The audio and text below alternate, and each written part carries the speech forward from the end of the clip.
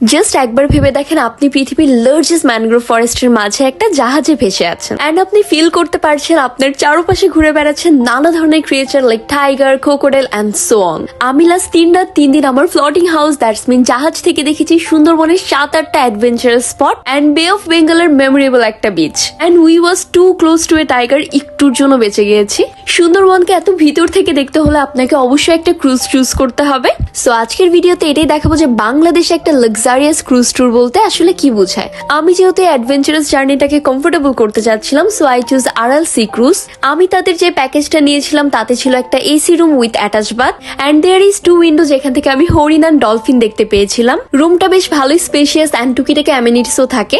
এই শিপে কিন্তু আপনারা একটা মিনি লাইব্রেরি, ওপেন রুফে আড্ডা দেওয়ার একটা স্পেস এন্ড অনেক সুন্দর একটা করিডোরও পেয়ে যাবেন। ডে ভিউ এর সাথে সাথে নাইট ভিউটাও কিন্তু বেশ সুন্দর। নর্মালি এই ট্যুরগুলোতে আপনারা 3টা রাত শিপে স্টে করতে পারবেন এন্ড প্রতিদিন অলমোস্ট 5 থেকে 6 বেলা কমপ্লিমেন্টারি ফুড থাকবে। এটা ছিল ডাইনিং স্পেস আর তারা প্রতিটা বেলায় 5 থেকে 6টা ডিফারেন্ট আইটেম সার্ভ করে থাকে।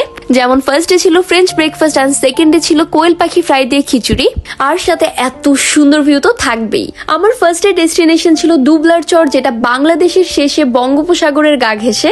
অলমোস্ট 6 মান্থ এটা পানির নিচে থাকে এন্ড বাকি 6 মাস এখানে শুটকি বানানো হয়। আমাদের জাহাজ কিন্তু সারা রাত এভাবে সমুদ্রের মাঝেই ছিল। যেহেতু অলরেডি বলেছি তারা 5 থেকে 6 বেলা খাবার দেয় সো স্ন্যাক্স দিয়ে ছিল pizza, French fry and soup.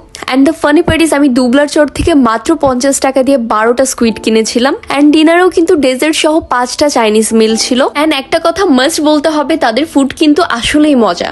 সকালবেলা ঘুম থেকে উঠবেন এন্ড চারপাশে দেখবেন সমুদ্র। এটা কিন্তু খুবই অদ্ভুত একটা ফিল দেয়। এন্ড আমরা সকালবেলায় ছোট বোটে করে চলে যাই নীলকমল অভয়ারণ্য এবং হিরন পয়েন্ট দেখার জন্য। এখানে আমরা অনেক টাইপস এর বার্ডস এন্ড হরিণ দেখেছিলাম বাট নীলকমল অভয়ারণ্য আমার কাছে খুব একটা জমেনি। বাট নেক্সট আমরা গিয়েছিলাম তিনকোনা আইল্যান্ডে। এটা আমার কাছে অনেকটা রাতারগুলার মতো লেগেছে উইথ এ ডিফারেন্ট টুইস্ট। এখানে পিকচার্স এন্ড ভিডিওস এত ভালো আসে আই কান্ট এক্সপ্লেইন। ক্রুজের সবার সেফটি ইনশিওর করার জন্য একজন ফরেস্ট অফিসার কিন্তু 24/7 আমাদের সাথে ছিল with arms and canal cruising থেকে এসেই পেয়ে যাই ঠান্ডা অরেঞ্জ জুস।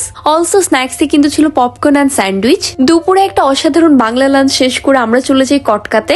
পার্সোনালি আমার কাছে এই জায়গাটা বেশ ভালো লেগেছে কজ ওয়াইল্ড অ্যানিমালস গুলোর খুবই কাছাকাছি চলে আসা যায় এন্ড এখানের বানরগুলো কিন্তু সুপার কোঅপারেটিভ। দেন আমরা এখান থেকে চলে যাই জামতলা সি বিচে। এই বিচে যাওয়ার জন্য আপনাকে জঙ্গলের মাঝখান দিয়ে অলমোস্ট 3 কিলো হেঁটে যেতে হবে। বিলিভ মি এটা অনেকটা গা ছমছম মোমেন্টস ছিল। এখানে পৌঁছে দেখতে পাবেন বাংলাদেশের শেষ প্রান্ত কিংবা বঙ্গোপসাগর এন্ড এখানে একটা ওয়াচ টাওয়ার আছে যেখান থেকে অনেকেই বাঘ দেখেছে। আমি বাঘ না দেখতে পেলেও এখানের ভিউটা কিন্তু একদমই বেস্ট ছিল এন্ড ক্রুজে কিন্তু স্ন্যাক্স এন্ড ডিনারের হিউজ আয়োজন ছিল। ডিনারে কিন্তু আমাদের জন্য চিকেনের সাথে ফিশ বারবিকিউ ছিল। অলসো আমি লাইফের বেস্ট পনির বাটার মশলা এখানে ট্রাই করেছিলাম এন্ড ডেজার্ট হিসেবে ছিল কাস্টার্ড এন্ড সেমাই। এন্ড আমরা নেক্সট দিন ভোরবেলা চলে যাই হারবাড়িয়াতে। ইউজুয়ালি আমরা ভেবেছিলাম আমরা এখানে ফুড ট্রেল করবো এন্ড শাপলা বিল থাকবে বাট ক্যান ইউ বিলিভ আমরা এখানে বাঘের গর্জন শুনতে পেয়েছি। কিছুক্ষণ ক্রস করার পরেই না একদম ফ্রেশ বাঘের পায়ের ছাপ দেখা যাচ্ছিল।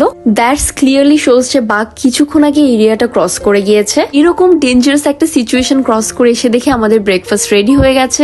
হাঁসের মাংস দিয়ে ব্রেকফাস্ট শেষ করে আমরা চলে যাই আমাদের last stoppage which is Karamjal. করমজলে বিভিন্ন প্রজাতির কুমিরের সাথে হরিণও দেখা যাবে। আমার কাছে না ওয়াচ টাওয়ার থেকে এই ভিউ গুলো সবচেয়ে বেশি ভালো লাগে। এখানেও মোটামুটি বেশ লম্বা একটা ফুড টেল থাকে যেটা আমি করিনি এন্ড সন্ধ্যা পর্যন্ত আমরা ক্রুজে এনজয় করেছিলাম এন্ড লাস্টলি আমরা চলে আসি খুলনাতে এন্ড আমাদের এই খুলনা টু খুলনা জার্নির কস্ট ছিল 18,000 টাকা। যেহেতু ট্যুরটা বেশ expensive so this is not for everyone but যারা এফোর্ড করবেন তারা কিন্তু খুবই ডিফারেন্ট একটা এক্সপিরিয়েন্স পাবেন। কন্ট্যাক্ট ডিটেলস কমেন্টেই থাকবে and for more informative videos don't forget to follow me.